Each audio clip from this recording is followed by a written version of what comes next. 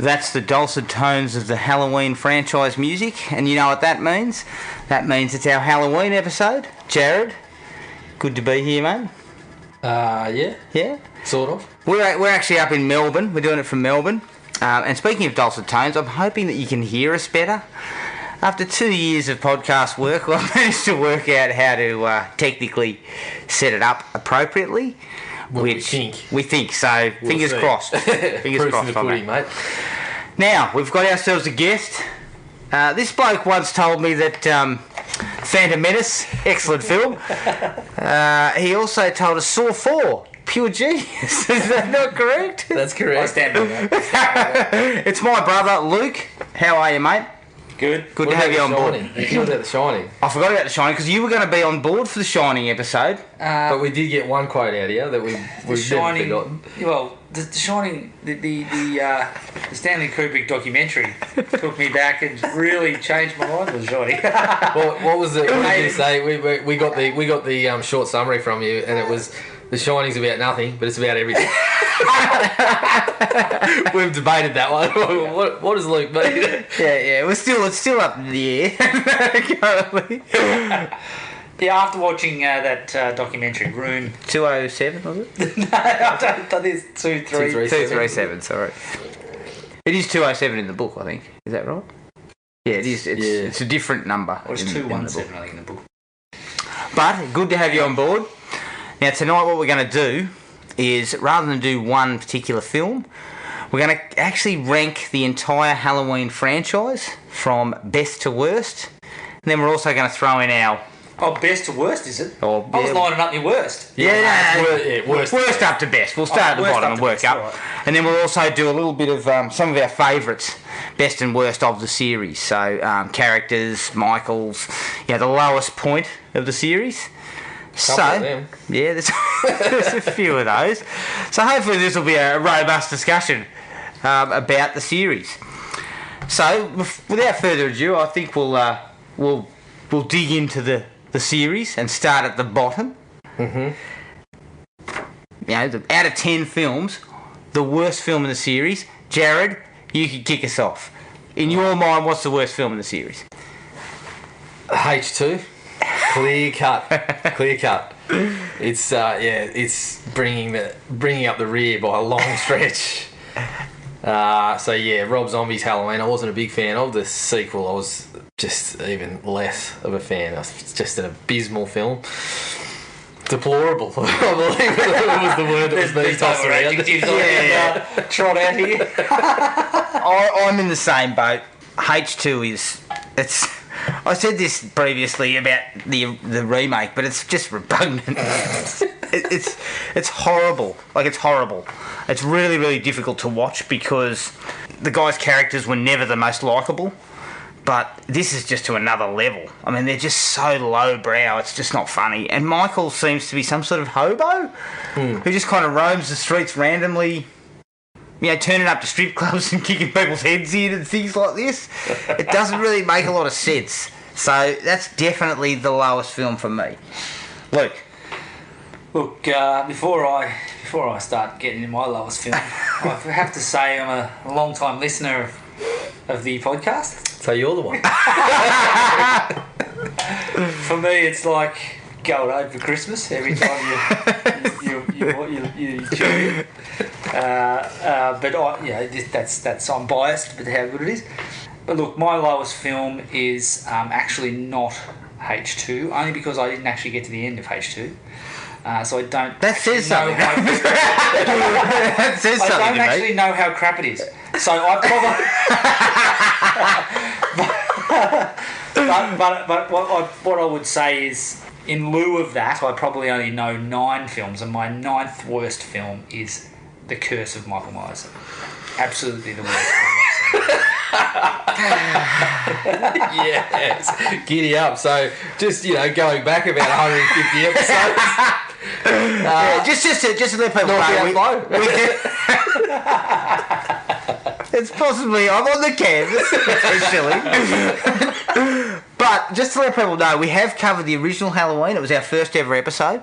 We've covered Halloween 5 and Halloween 6. We did a SmackDown at about 15, which I still feel that that I came out with the points, but I seemingly have copped a king hit.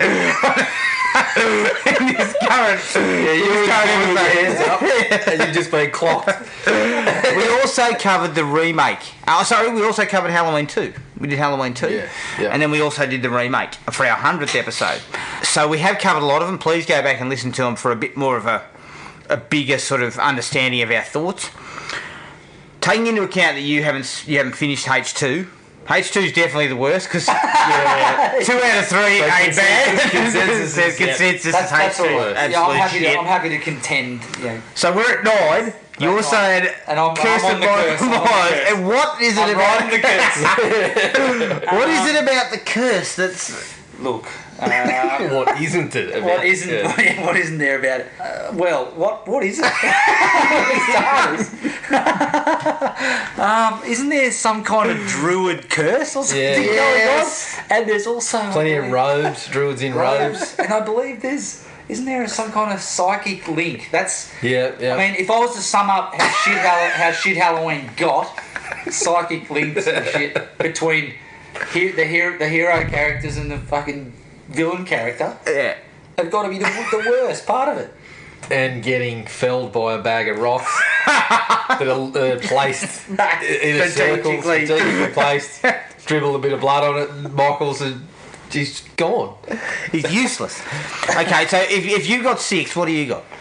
As 9? Yeah, as your 9th worst, as the second worst. Well, I'm going to pull a little bit of a stunner. Ooh. To you anyway, but right. Resurrection is dreadful. That's because you just watched it. Only 10 minutes ago. You still got the stench on you. I do. But nah, it's just, I always thought it was pretty bad, but it's fucking terrible. And if it hadn't have been for Rob Zombie, it would have been the worst. But it's just, I mean, it's got... it had, as I said to you, it at least had some semblance of an idea that they thought, they've gone with the reality TV show route that's on the internet, whatever. So they actually kind of picked something that was actually going to happen, just framed it with an absolute shit film. So what's the point? Again, Busta Rhymes, as I said to you, may be the worst actor that's got significant screen time in the entire series. Can you give us a Busta Rhymes impersonation? There was a lot of trick-or-treat motherfucker. Didn't he go, woo, one stage? No, that's right, he's karate kicking at one stage. Jesus Christ. Shit. Now it's funny Michael because... Myers is a killer shot. Yeah. That was at the end when he was auditioning for the Loomis role. I'm also throwing a curveball in because we've all got different films here for the second worst. I've got Halloween 5. You've got Halloween 5. Well, Halloween 5 and Halloween 6 are very close. It's pretty close. The problem with Halloween 5 is it is just fucking boring. Yeah, it's just so boring. Like nothing happens for 90 minutes, and except that she sort of. Isn't the sort of psychic link? Yeah, the psychic link is briefly touched upon, and the Man in Black is briefly brought in. Briefly brought in at the end. And look, Jared's 100% correct. You retcon that shit when you come to writing 6. Yeah. You just get rid of it. That's my big problem with 6. You don't pick up the baton and run with it. You fucking throw the baton at whoever fucking gave it to you and say, "I'm taking it." Yeah. But the one thing that I did get entertainment out of was Loomis scaring children for the first half hour of the movie and busting into the children's ward and throwing bloody blankets off the bed. Yeah, you tell me, and all this sort of shit. That was pretty good. Yeah, and Loomis's sort of lung disease is starting to sort of creep in now. Yeah. He's starting to really push out the I think that's his worst performance. And that's I'm cutting him some slack for 6 because I think he was terminally ill at the time of 6. Look, if we're not making excuses, it's definitely Halloween 6, but the man was under some duress. He was really crook in 6. So I'm saying 5's his worst performance. 5's just boring. Did he actually have a lung disease? I think he did die of cancer. I think he did die of cancer. Yeah, I can't remember. And it may have been lung cancer because he wasn't forcing out the... He was struggling. 5's problem for me is that Yes, it introduced some of that stuff, but you could have retconned it. You could have got rid of it. But the fact is, it's just so boring. Like, nothing really happens. You got characters that turn up for 2 minutes and are just dispatched. You got Michael. But that happens in every movie. Michael, at one point, Michael's standing around the background looking like he needs to piss or something. Yeah, that was bad. Shuffling into a tree. Yeah, he's shuffling around. The guy just walks into a tree. He just sort of walks and stands like in tree branches. Yeah. It's not like he's lingering like he normally does. It's like he's kind of going, "Oh, somebody's seen me, and I better just fucking shuffle around." Shuffle right. And also the final girl, like they kill the girl that survived in part 4 in the first 15 or 20 minutes. Yeah. And they take up hand the torch over to this obnoxious girl and then they kill her. You kind of like Yeah, exactly. So what was that all about? She's You not could even have kept the other girl She's alive. not even a final girl. Like it was 20 minutes of the film left when she was knocked over. So I'm not going to go into it any further because I already have torn it up in previous podcasts. But this is an interesting one because the three of us were 3 different ones. So I missed that podcast. Was it 5 versus 6? 5 versus 6. Yeah. I was on 6's team.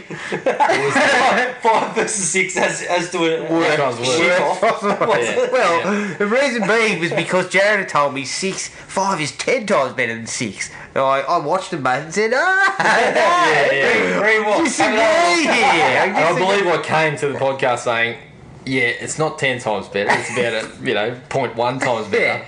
But my reasoning was Halloween 5 was bad, but it didn't do to Michael what Halloween 6 did. Halloween just 6 all did over the character and the mythology. Just destroyed the whole thing. And what I would say is Halloween 5, the foundations were starting to just wobble. Yeah. They fucking Number toppled. 6 was avalanche. The fucking house went down the fucking Exactly. mountain. And that's exactly what I said. I said 6 was the point. 6 was where it got so bad, they said, shit, the next film we've got to fucking pick up from Halloween 2. They just thought, we've just destroyed this. We have to do something. And if you've got to the end of part 5 and didn't think that, it's a small victory. Right, well, I'll tell you what. Because we've given these 3 films the second worst rating, where does 5 sit on your list? Well, it's next. Next. Okay, so you've got 5 as number 8 on the list. Where have you got 5? Well, I think, no surprise, 5 is number 7 for me, so it's pretty clear which one I'm picking next. Okay, so you're picking 6 at 8, and I've also got 6 next. Yeah.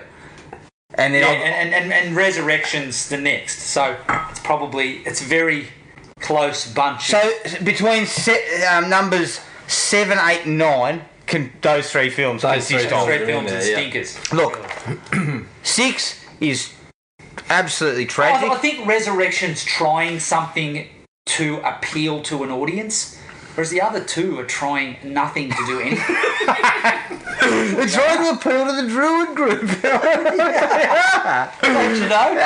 And as man. Jared was saying before, they're talking stuff that you don't even understand. Yeah. Shit going over your head, you don't even know what they're talking about. You also don't know what the connection is. Like the whole Druid curse makes no sense to Michael because they don't explain it well enough for you to understand. So how did Michael become involved with these guys? Did they just find him on the street and say, "Listen, mate, we can help you out"? Yeah, well, that's exactly right. While he was sort of breathing with his mask, contemplating killing. Yeah. And then he went, They say "This sounds good." They say why Michael came back when he did. The stars were in alignment with the fucking thorn symbol or whatever. but as you said, Did you understand that?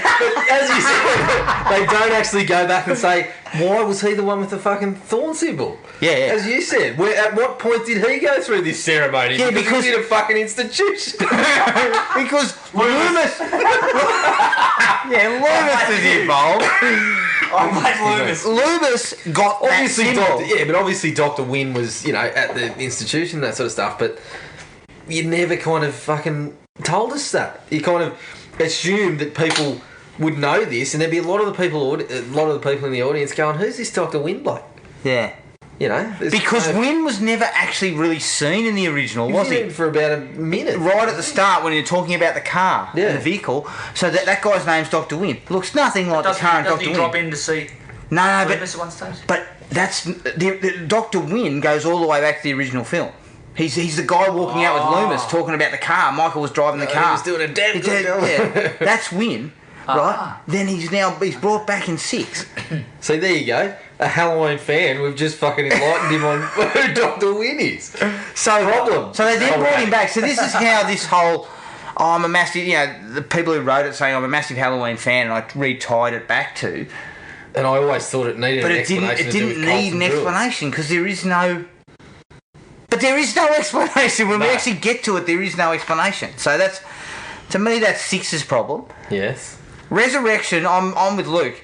It was trying something for the audience, and it was more slasher, classic slasher. Yeah. It is a classic slasher film. It's just a bad one. It's just a really bad one.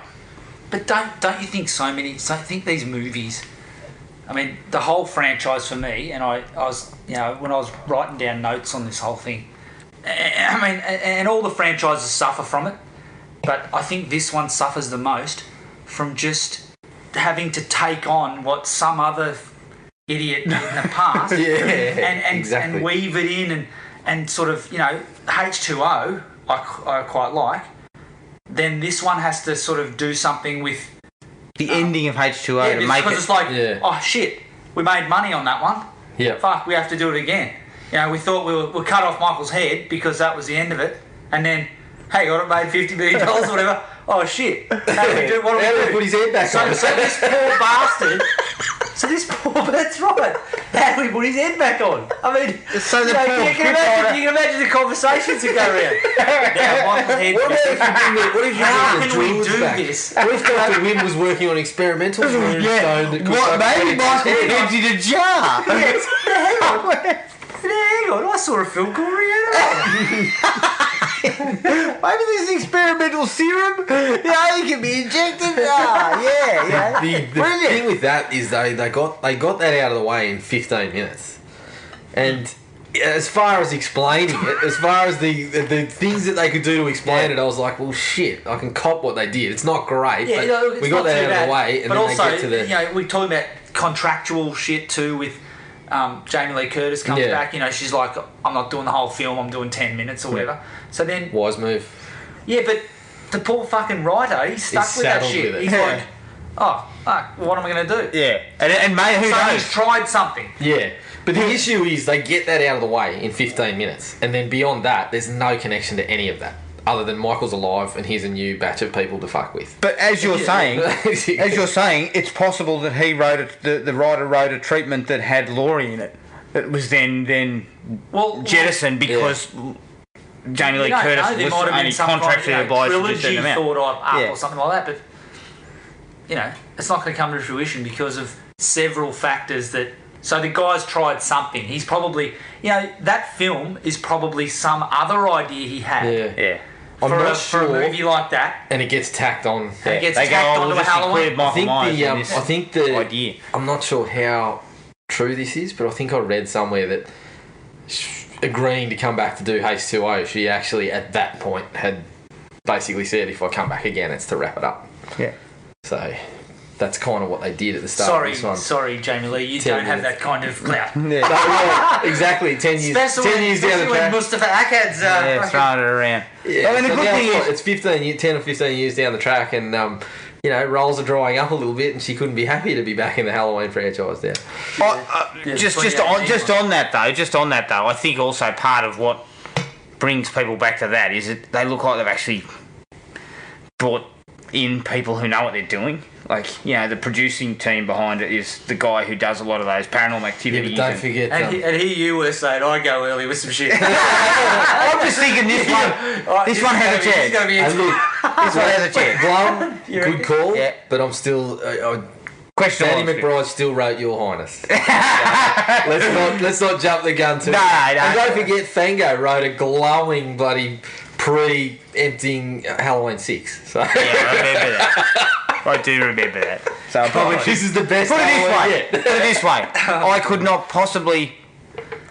I actually feel that there's a chance this could be all right. Yeah. Because they've decided to jettison all this other rubbish. So and it goes back to Halloween. Halloween 1. They've skipped Halloween 2. They're even saying that didn't Happened. That's not going to happen. Yeah.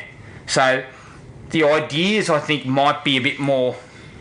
Saying Interesting. Halloween 1's happened. Yep. And he disappeared. Yeah. I don't know what they're going to do. There's no information, but the team behind it the right seem to people have on board. more idea. And Carpenter they've spoken to him about it, and he's happy, and he's doing the music again. He's happy to cut a check. Yeah. Is he involved again? Yeah, he's He's just executive ceremonial, producer. basically. But didn't he executive produce one of the other H2O? No. No. They tried wasn't to get he- him back for H2O, and he said no. No, that's right. He was charged him 10 million. Yeah. And they said... Nah. And he said... That's the whole budget. Yeah, but this one seems like it has a better shot because I think there's a little bit more. Jason Effort Blum going is into the ace in the hole. Because he's always on top of... He does those. He does those micro budget horror flicks that like Split and Get Out. Get Out and Hush and all these type of ones. They're made for nothing. The Gift, the one that was made by Joel Edgerton, he makes them for bugger all, like 5 to 10. That's his price.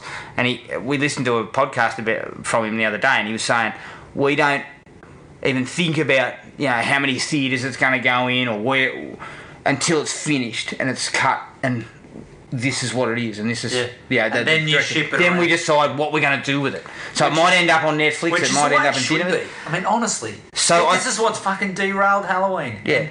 And many another franchise. Because people Yeah. are fucking sitting around, executive people are sitting around discussing this shit and saying, let's include druids. But the thing about that is, it's got to pass a fucking writer's table and a room of executives. Who's going druids? 3 other blokes are going fucking fantastic. I love it. Backhands. I'm going to the No, but well, I reckon it would have been a veto. Decision making is at the top. So, This is So what we everyone in the room's going, this is a shit Standard idea. But someone's slasher. going, I like druids. everyone standard slasher, hands up. Everyone druids. and the big man at the top's going, Yay or nay? Druid sounds good. What about a couple of runestones? Yep. Hands up. All right, so we've decided that Halloween's 5, 6, and Resurrection are all in the bottom are in the tier. So Yes. this is where we hit that middle portion. Yep. Okay, the middle of the road. Working our way up. This is number 6 on our way up. I go with Halloween the remake Yep. because I think although the film has just a myriad of problems. I mean, I gave it 1 out of 5 if I remember rightly. Yep. But I actually had some likes. I think visually it's quite good. And I think Michael is probably one of the best because he's so big and so intimidating yeah. and so brutal. Absolutely. And I think the idea of going backwards into his backstory could have worked. It just needed to be... It really needed to be polished up because it was really, really badly written.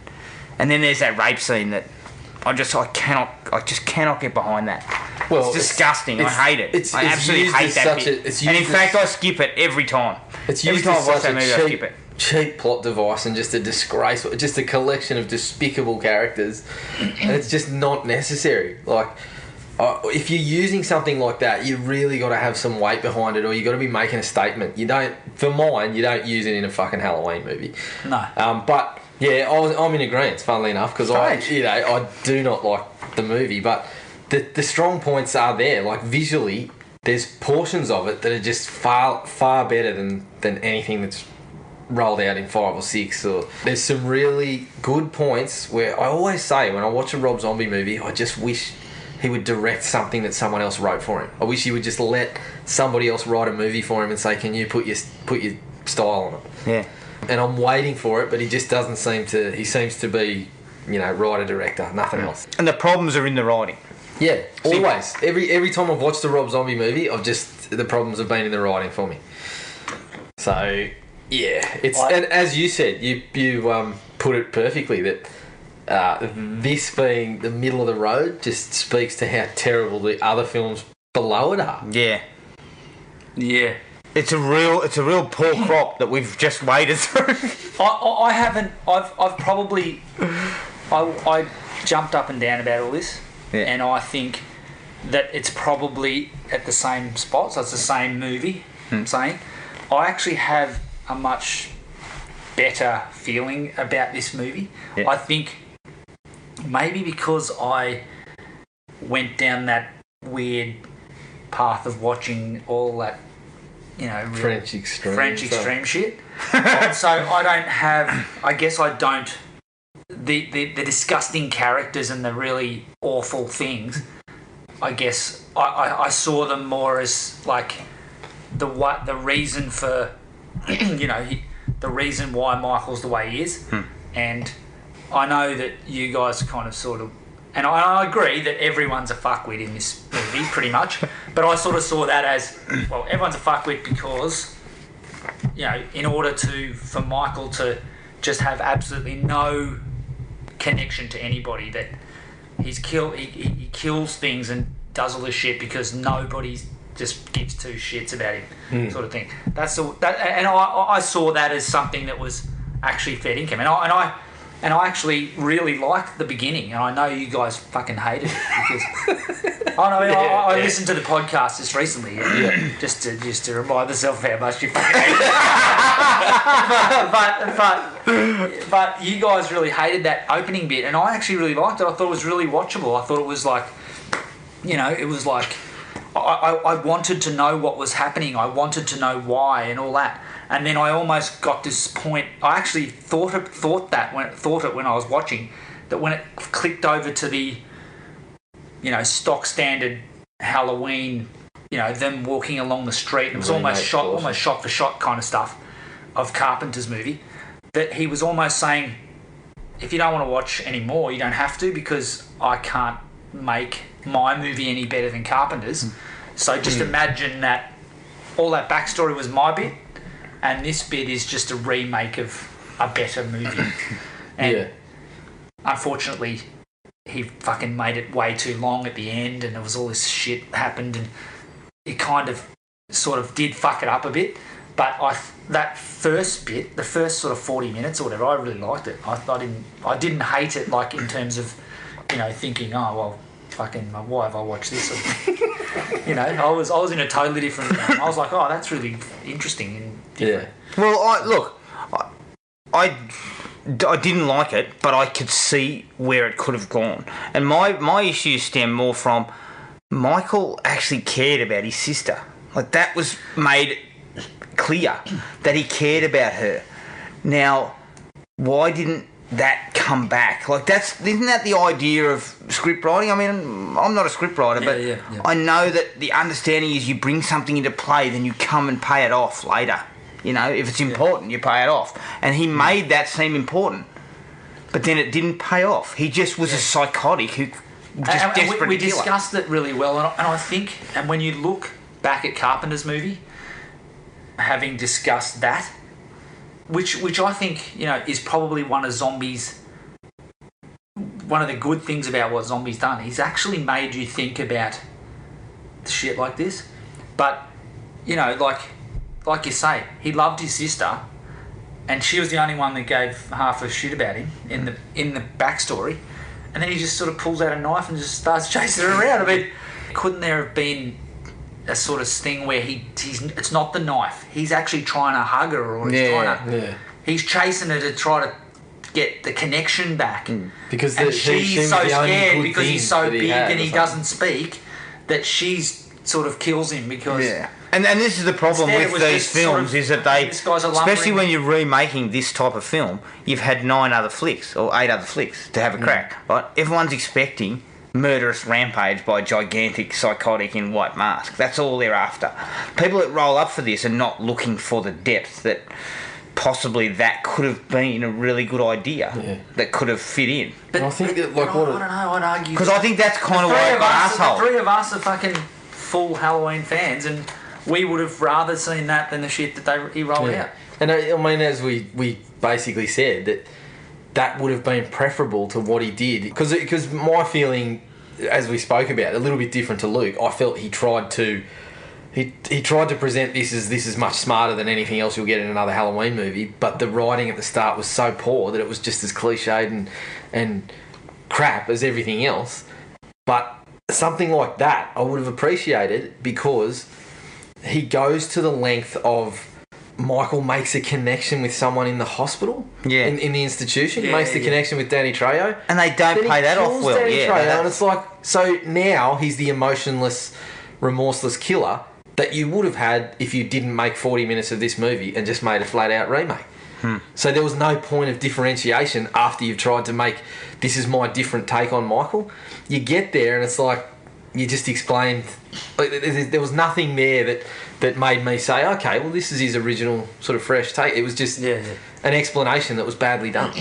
Yep. And it could have been like, especially when you've done, it's 30 years later. You know, the emotionless killer, it's been done. Yeah. So he could have bought in, you know. And because nobody's like, you know, we were looking for realism. Nobody's an emotionless killer. Nobody. Like, regardless of, you know. Well, how do you think serial killers have families and stuff? Because and especially when he's gone down the path of telling us the guy's backstory. Because you're trying to make that connection with this big lumbering giant.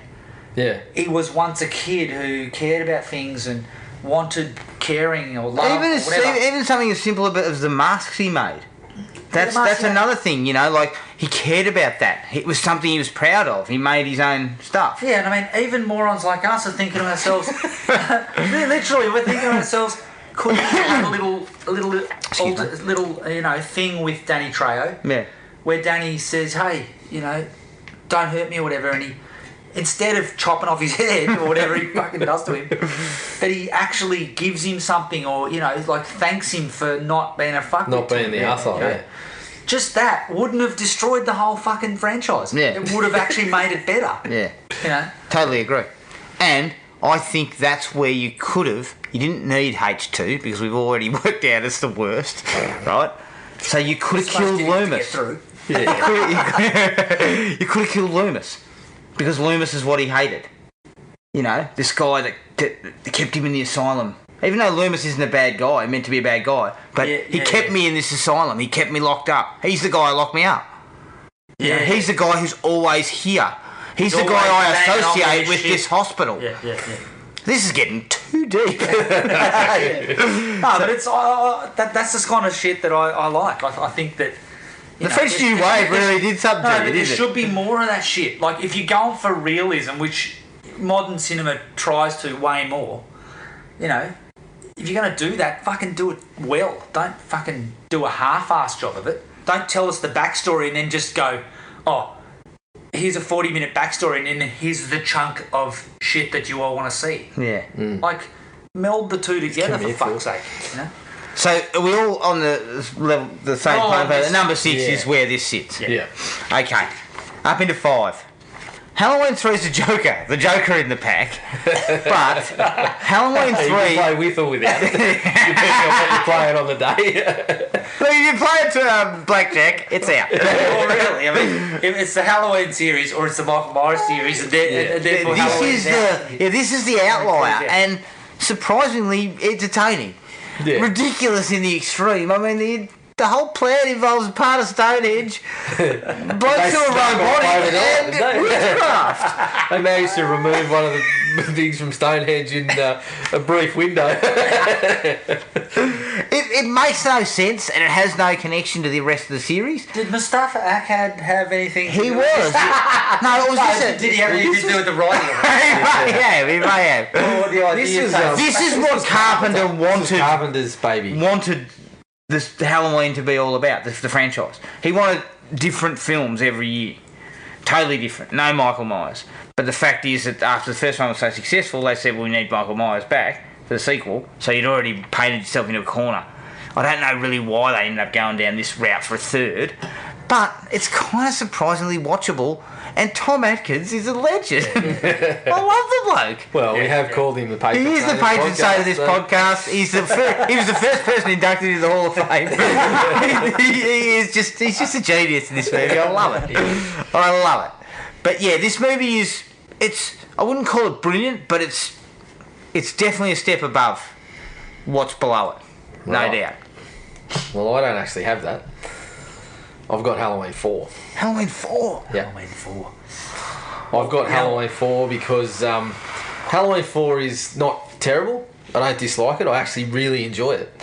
But in terms of the straight down the line slashes that aren't Halloween 1, it's not the best one by any stretch. It's got a couple of things going against it, like a really bad mask, which is distractingly bad at times. He does have a red hair, a blonde hair for a bit, doesn't he? in Yeah, he Halloween has 4? blonde hair for one scene.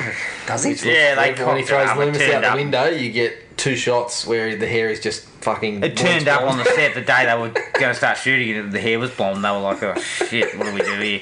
Well, we've got no choice, got to start filming. So yeah, it's There it was. Do anything in post? No, this is a $5 million film in 1988. It looks So, like bloody one of the members of Poison or something. Got up with a mask of the day or something. Bedazzles it. But yeah, it's not terrible. It's not terrible. It's got a couple of characters that I really like. Interesting.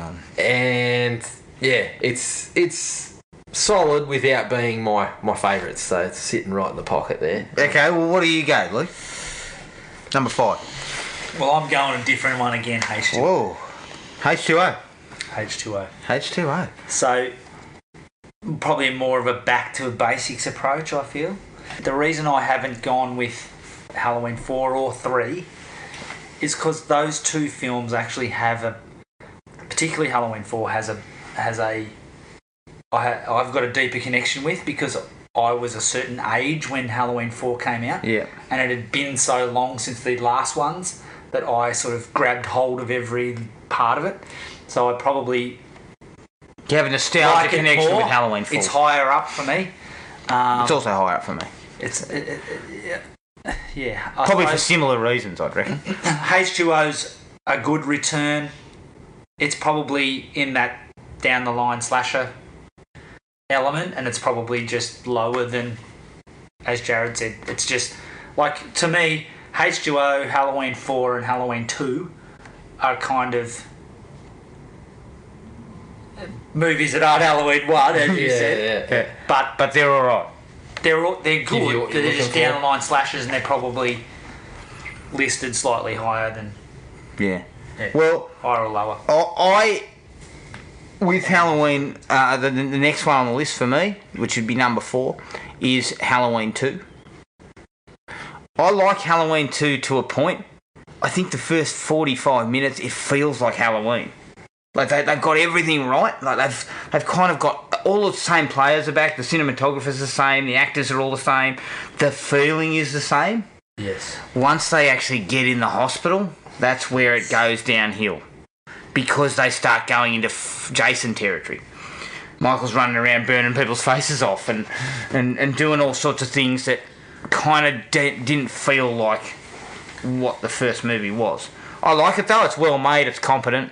It's really sort of a nice sort of companion to the original, but it's certainly not in my top 3, so to speak.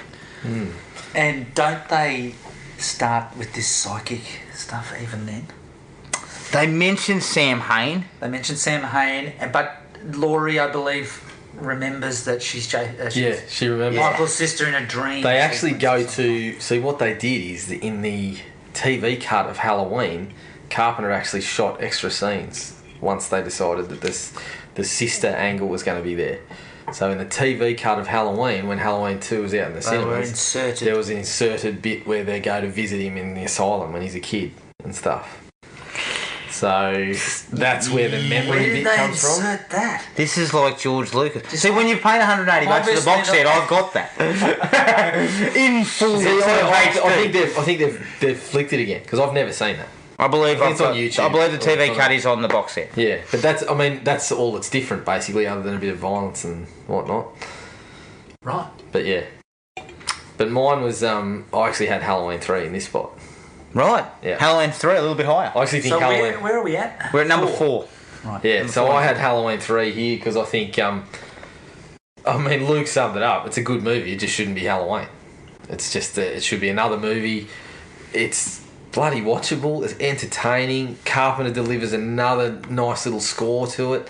Tom Atkins just one of the most watchable actors ever, basically. Yeah, I love the bloke. The He's bloke's got awesome. Wade, and he's just awesome in it. And, yeah, some of the entertainment I got out of it was just laughing at some of the bullshit that was going on, like, you know, finding the bloody Stonehenge rock that they managed to sneak in there and all that sort of stuff. But it's bloody entertaining. I really liked it. I watched it this time around and I loved every minute of it. So yeah, that's why mine's there. Yep. What do you have in that spot, Luke? Now, where am I at? I'm at number 4. Yep. And I've gone with... What am I left with? Halloween 1, 2, 3 and 4. Am I? Pretty much, I yeah. think I might. Yeah, you are. You are. So what do you got? What do you got at 4? Out of those 4 films you just mentioned, what's the lowest of those? The lowest of those is Halloween 3. And I must admit I haven't rewatched Halloween 3, but I just remember it being really original and a really original film. I remember when I was younger thinking how shit it was and then realising later on that it just shouldn't have been called Halloween and it would have been a fucking... We probably would have quite successful. absolutely we'd probably be talking about it. There'd probably be a podcast about whatever it was called. Season of the Witch. Silver Shamrock, something like that. Because it was really good. It was like, I remember you guys, listening to you guys talking about Reanimator.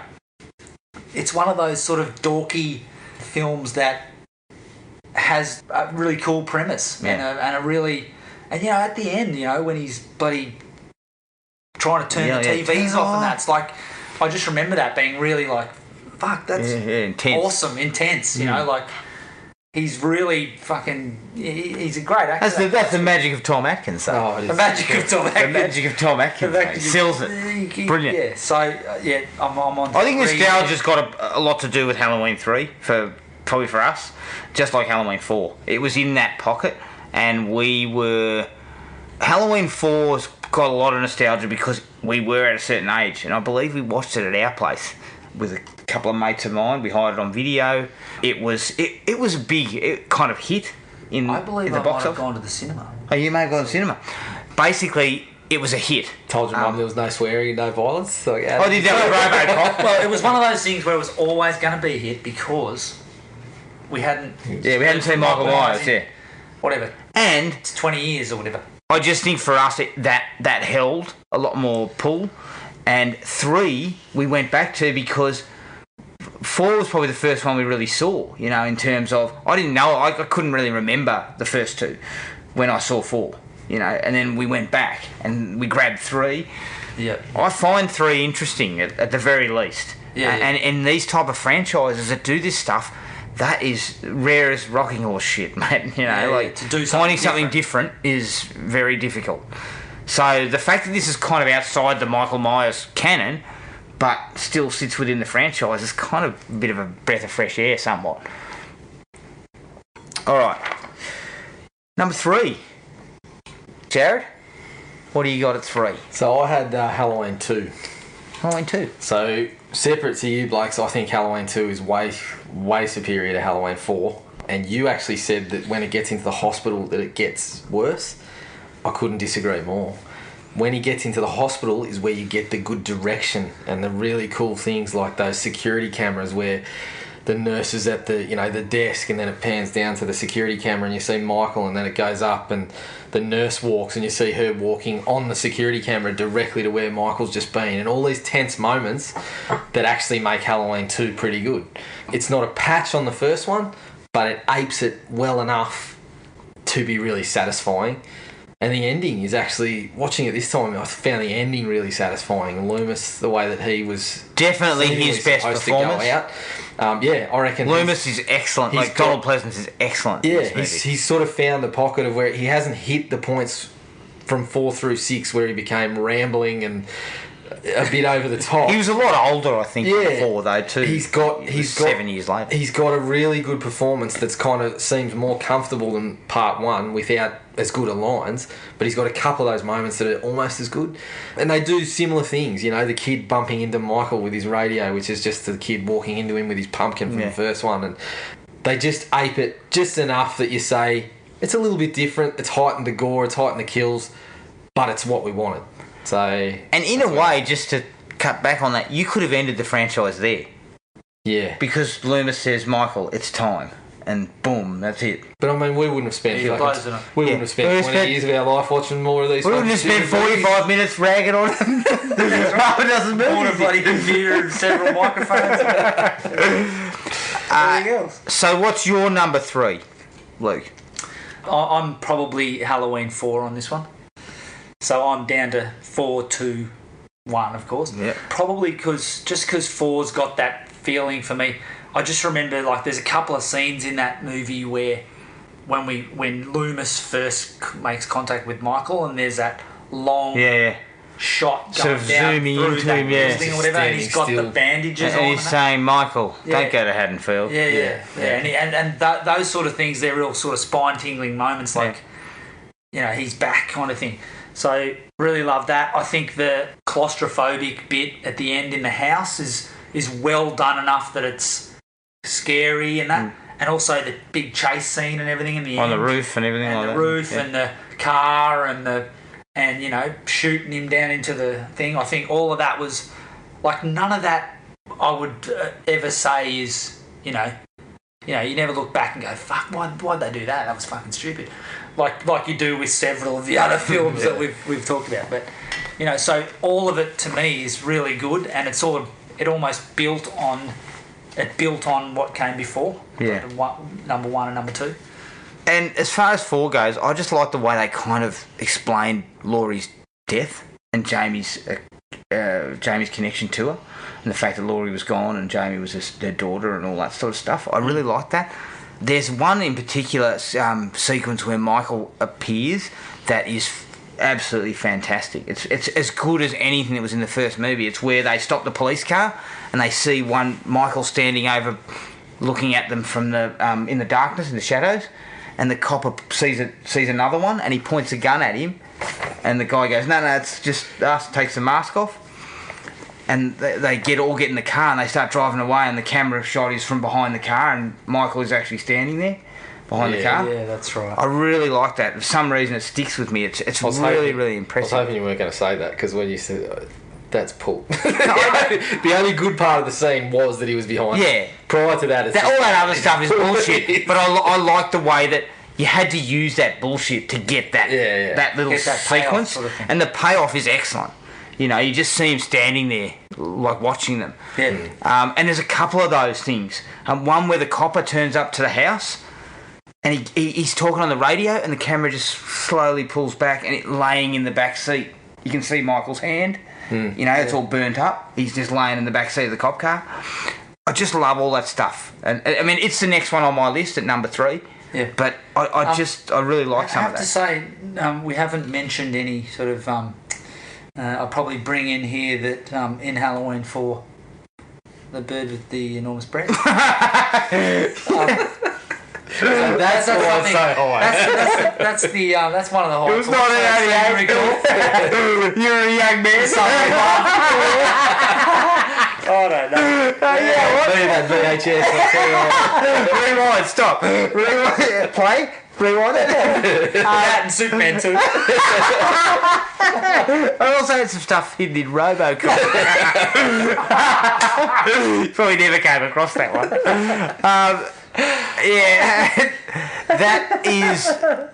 Look, Halloween 4's got its problems. There's no doubt it has its problems, but I just feel it feels the most like out of all of the other ones.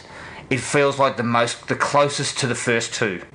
Like if you put 1, 2, and 4, you watched them all back to back, I think you'd be pretty happy. Yeah, with that I mean, package. you imagine that number 3 is not there. It's in its own universe, being another movie, right? You're thinking, fuck, this is a great franchise. Yeah. And then you get to the Revenge of and you go, what the fuck's this? And then you're just on a downward spiral from there. That's right. Okay, so number 3 for you, Luke. What do you got? Am I at number 3? At number 3 or number 2? Yeah, we're at Didn't number. you just explain? Oh yeah, no. Did you do What's 3? going on here? I'm at number 2. I'm Professionalism. giving it Out the door. I'll have to cut all that out. Okay, number 2 for you. Well, number 2 is Halloween 2. And as Jared said, closest to I think to Halloween 1. Some of the things I like about that movie is the POV at the start, where it almost Feels like the start of the adds. It almost adds because, like you say, it feels like Halloween 1. It feels like it, but it almost adds to it because it's like we've just seen all that shit from Halloween, and now we're getting to see behind his eyes and you know where he goes and what he does and. You know, and they compact in a couple of real stuff that he did in the first movie when he gets to that first couple. That is awesome. Because you see that shot. Him in the mirror, or you see him standing behind. Yeah, he comes in to get the knife, Yep. and then it says you hear them talking about on the TV 3 bodies have been found, and then this person's on the loose in Haddonfield, and the camera shots from there, and he can just see him standing in the background, picking up the knife. But you see him like what he does, like how he almost. You know, in Halloween 1, we used to see him sort of hiding in the background here and there. And in this one, we see him go and do something and then go back into the shadows. So it almost adds to it in a way. I agree with the hospital bit. I think the hospital bit is good. I think I agree with you, Adam, that the hospital bit doesn't quite live up to Halloween 1. But in the same way, though, I think that the hospital bit is almost, it was never gonna, because the first one was about babysitting and, the boogeyman outside and all that, and you've sort of taken that out. I think I agree with Jared that he's got, that there are those shots, where you can see him and it does the same type of things as Halloween, but probably not as well, So that's probably that's why it's number 2. I mean, what's going to be number 2? It's always going to be nothing's going to be better than number 1, is it? What's your number 2? Mine's actually H2O. Oh, and I second that. There was a sense for me. You're on H2O. This was the flying on H2O. Yeah, this was the first one that I was old enough to see in the cinemas, for starters, and it was after Scream, so I was just I'd go see anything in the cinemas that had a fucking knife on the poster. But watching it again, it still holds up pretty well. I mean, in the wake of Scream, it had to be a bit better. You couldn't just get away with the same old shit. So I actually really liked that Jamie Lee was back and committed to it, full movie. I think an underrated part of it is the fact that her being so screwed up is what turns her son into the irresponsible, rebellious teen that Michael goes after, because he seems really responsible looking after her and that, but he's just had enough and wants a blowout. Yeah. A couple of the other teens are just fucking wallpaper. Yeah. One in particular is an absolute twat. But you also get 2 of the better sort of inconsequential, I guess, it might not be the right word, but Alan Arkin and LL Cool J are fucking awesome. As 2 of the characters that aren't really all that important to the whole thing, they're 2 of the greats. It also does a fantastic job of referencing the first one, dropping names, chucking Janet Leigh in there just for a bit of nod to Psycho. I love the opening credits where they use, it's not obviously not Donald Pleasance because he's dead, but they use a voice actor and they use it really well, and they show all the newspaper clippings and everything from the original. They bring back the nurse, and that scene is actually it's not too bad, and it also has the added fucking cultural relevance now. Fuck, that's Joseph Gordon-Levitt when he wasn't too good to do a silly slasher film. And so all the way through, it's pretty damn solid. It's got against it. It's got the mask debacle that was going on where they had to switch the masks, and one of them looks terrible and one of them looks pretty good, and then the CGI mask, which is fucking awful. Yeah, it's probably worst mask. Yes, it's got worst mask because it's been chopped up so badly. This, but see, this is the thing. Sometimes it looks like a piece of plastic. It has worst mask, and then it has in other scenes pretty decent knockoff of the original. And that was when the Stan Winston one came in, I think. But they didn't use it enough. Botched. But yeah, all up, the kills are pretty good. They ape some of the original stuff, like her getting chased down the hallway and you think it's going to be the closet. They play on that. Not only that, but it has the balls to kill Michael, or what we thought was going to be killing Michael, and that was the biggest fucking shock I'd had in the entire series to that point. Yeah. So I think I think it still holds up pretty well. I think, Jamie Lee Curtis is excellent. Yeah, Like, she's excellent in the role. Like, you wouldn't have expected... Like, she's a really good actress, we know that. But, when I first heard about it, I remember thinking, She might dial it. this is just paycheck. When I first heard about it, I thought she's just cashing in on the 20th anniversary. But she commits and fully commits to it and is really, really good in the role. And it's probably the best cast throughout the entire series. In terms of because quality of actors. they just get the right people in the right place. Yeah, even the teenagers, Josh Hartnett's had a decent career. Michelle Williams is a very good actor. Yeah, it does it most things right. And I think it's fairly clear cut that the original is the best for all three of us. Yep. No question there, mate. Every time I watch this film, and it's funny because we talked about it when we first did the podcast, the first episode, we talked about how there'd been a viewing at, was it The Astor? Astor, yeah, where people in this came in. fine city that we're currently in. Yes. Yes. Younger kids came in and watched it and laughed at it. And the older set were upset about that. And, every time I watch it, it's not scary anymore. Of course it isn't, because I've seen it 100 times. But this movie's a bit like something like Jaws. Every time I look at it, I see the craftsmanship and the work and the effort. We'll talk about Jaws in the future on the podcast, but they're both films that I look at and I just think, this is a director in charge of and doing something incredibly impressive. Taking this stuff in a direction that nobody... And Halloween is so simple, but there is just so many impressive pieces of work in it. Yeah, I mean, the look of Michael, the score, the score's got like 3 bits of or 2 bits of music and that sting sort of, and it's fucking awesome. Like, it's just used sparingly when it needs to be, and it's just an excellent bit of work. And considering the money that they had to work with, it's just a perfect example of use your ingenuity and your filmmaking techniques. It helps the director's a musician. Yeah. So that helps. I don't want to labour the point too much, but I think, and I've listened to the Halloween podcast by you guys, of course, obviously, being a fan.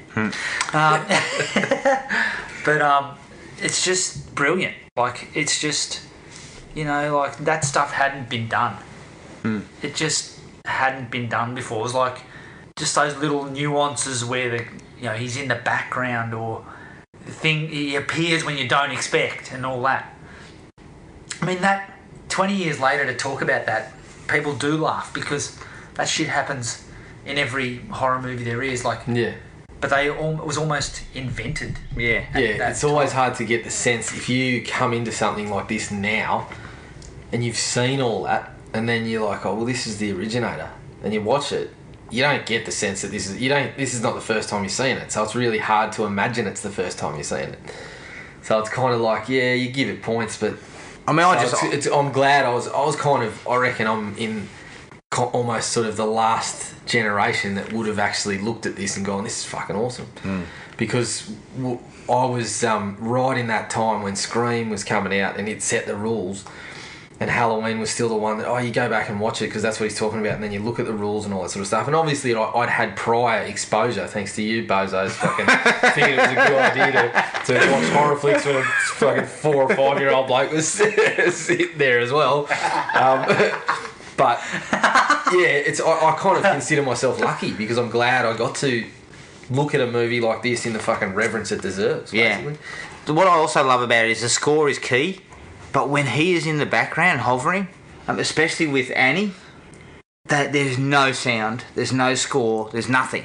You don't get a sting. Today, it's like, yeah, there he is. There he is. He's there. Then, but just those simple things he does means that everyone following has to try to do something else to draw your attention, whereas he didn't have to. Yeah. And I was listening to the Halloween 2 podcast, and Evan Gibbo, who, he wasn't massive on and he's not a horror fan. He wasn't massive on Halloween 2, but he was saying the same thing. Those long, steady shots in Halloween 2 made him start looking, is he there? Like, is he actually in there? Yep. Because Carpenter had done it so well in the first one. I mean, I look back on it, I watched it 12 months ago, and there's bits I don't even remember seeing. You know, him just hovering just enough outside a shot, you can just see him. No, but you know why? You know why you don't remember it? Because half the time we watched it on 4x3 television. Yeah, so it's smaller. You know, I remember watching it for the first time on a proper widescreen and understanding what was going on. You know, particularly those shots. You know, even where Sheriff Brackett catches or sees Annie and Laurie on the street, and then the camera pans back around, and don't you see Michael or his car? He's been standing there, or that's right, he's watching them from the other side of the road, and just all that stuff. Because what it sets up, just over time, is where the fuck is he in this shot? Yeah. Is he there? There's always this presence of he's here somewhere. Yeah. And even though he's not, you can't see him, but you're looking for him, and he's going to come up somewhere, sometime. Yeah, and then there's that sense of where is he? Of giving you the unexpected moment. And this is why, you know, if you get something like when Loomis does the, hey, Lonnie, get your ass away from there, and then he gets grabbed. You're fucking pulling yourself because you think it's Michael. Whereas movies that come after that, who haven't done the lead-up work, just think, oh, so you just have someone off screen grab someone, and that's how you get a scare. Yeah. No, you fucking build it up, you craft it, and that's how come the payoff is so damn good in Halloween. You know. Yeah. And that's right. By the time the attack comes, you are literally shitting yourself because this guy has followed this chick around all day and killed her friends, and now he's waiting for her. Coming after her. And just that bit where she steps back she sees Linda on the bed, and she steps back into the door frame, and then his face just sort of goes. Yeah, that's sort of comes out. Like it's so unexpected. Like you don't even think that he would have been standing in that room, but he is.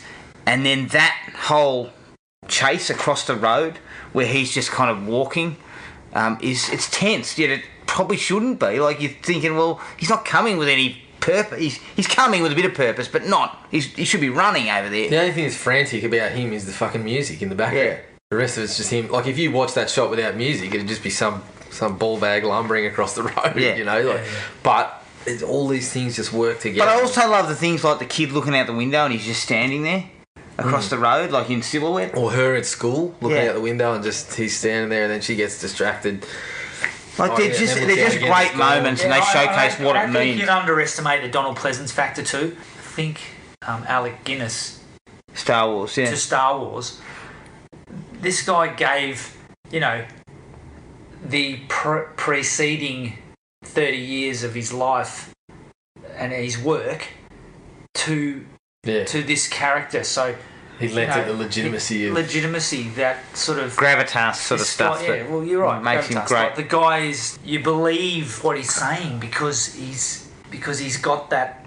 I believe they went after Christopher Lee, wasn't it? That was the first choice, Christopher Lee, and he wasn't. Either they couldn't afford him or something like that. And Pleasance only did, I think, he ended up doing about 10 days or something. It was a really short amount of time. But it's true. He adds. It's another one where I think the performances are really good. Someone like Linda, who's totally this and totally that, that gets a little bit grating. But overall, I think they come across as real teenagers, and there's no idiots. There's no obnoxious pricks. Like there's nobody you sit there and go, my God, will they just get off screen? Yeah, and that was the thing about the remake that actually grated my nerves a bit, was that the girls were all, and look, maybe I don't know women in their private lives, but they were fuckwits. Like, they were all crass and and really fucking everything was fuck this and cunt this. Yeah. And it's not like there wouldn't be someone like that. I'm pretty sure that most girls don't talk like that. But it's not even like, even if some of them did, I don't think the whole fucking crew talks like that. I don't think everybody is I think there's usually someone, even in it's all crews, like, even in crews of big bloody blokes at footy clubs and things like that I've been in. There's been blokes that are like, "Oh, fellas, can we just cut the swearing?" Like, there was no differences between them. They were all the same. The dialogue was all coming from the same person. Yeah. Blokes, women, whatever. It didn't matter who it was. It was just all the same. And dialogue. also even Laurie was kind of, Laurie in the original. Laurie was like the. She was the innocent. She was played as she was innocent. and she was also so when the other two kind of went, we're having our boyfriends round for a root. Sort of She was like, you cut that shit. But they were offloading their kids to her. It was kind of she'll do the. My boyfriend's come around for a root, so I'm going to give you. You're the goody two shoes, so you can do it. Whereas the Laurie of the new one wasn't like that. She was kind of like.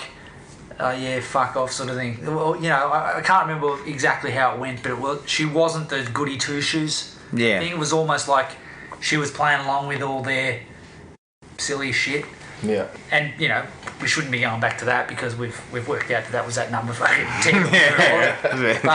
But there was just, I don't know, it's a different time. I don't know what it is, but it just proves that you don't need all that garbage to make a good film. Yeah. And to make something scary. You don't need swearing. You don't need crass garbage and people talking about sex and there was that stuff in it, but there was a lower level of it. That Linda was keen to sleep with Bob and all that sort of stuff, but there was a lower level to it. It wasn't as pumped up to the max. You can imagine that same conversation happening with normal people. Yes, today. Exactly. And so the way the dialogue went was natural. It felt natural. And I just think that this is a classic example of a young director with nothing to lose and tons of talent. And this is what they do. Huge kudos has to go to John Carpenter. Yeah. To make that on the size budget, to get a gravitas actor like Donald Pleasance for 10 days. They probably couldn't afford the guy, but went, "Can you give me 10 days?" Yeah.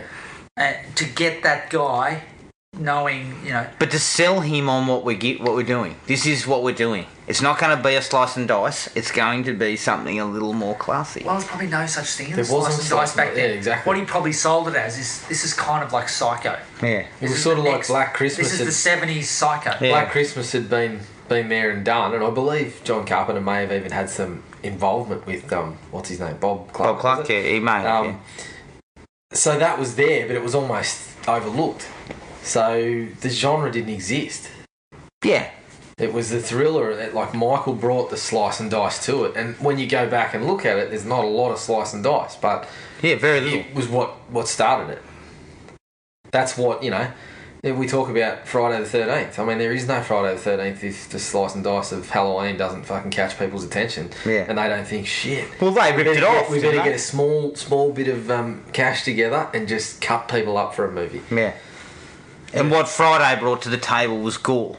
It was, Savini could do things that no one else could do. If you look at even I mean, like I said, it helps that Carpenter's a musician, but just where he uses the music and the fact that he only uses 3 different things basically, it's almost a bit like Psycho. Yeah. It's got that. Psycho's got the same. It's got 3 pieces of music in it.